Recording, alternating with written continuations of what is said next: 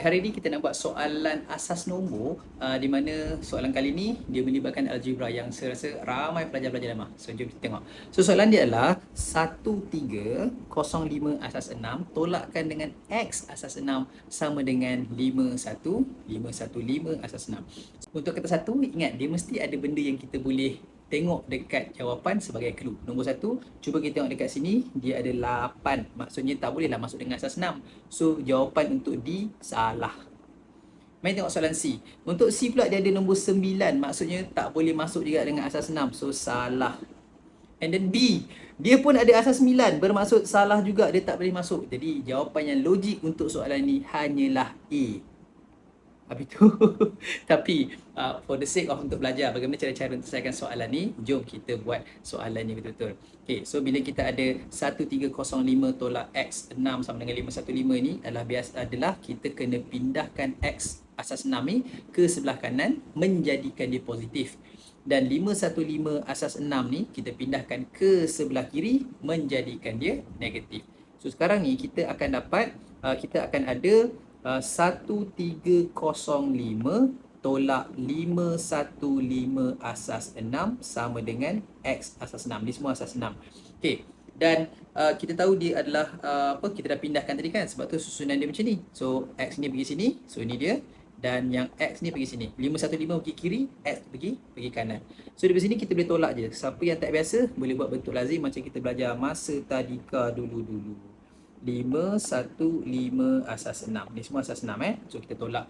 Okey, so kat sini 5 tolak 5 kita dapat berapa? 5 tolak 5 kita akan dapat kosong. So sama juga macam saya cakap tadi, kalau soalan kata satu ni, dia punya pilihan jawapan tu sebenarnya membantu kita untuk jawab soalan. So kalau tengok kat sini belakang ni dah kosong kan? Bermaksud kita tengok dekat belakang ni, dekat jawapan bagi setiap jawapan tu, mana yang kosong? Ni kosong. So sekali lagi kita membuktikan bahawa jawapan dia ialah A. Okay. Tapi of course for the sake of learning, jom kita habiskan juga soalan ni. So soalan ni 55, bila kosong nak tolak 1 kosong nak tolak 1 tak boleh, kita kena pinjam sebelah. So pinjam sebelah, potong 3 tinggal 2, dan kosong ni akan dapat nombor 6. Kenapa dapat 6? Sebab nombor ni semua dalam asas 6. Kalau asas 10 kita akan dapat 10. Asas 6 kita akan dapat 6. So 6 tolak 1 kita akan dapat 5. Okey.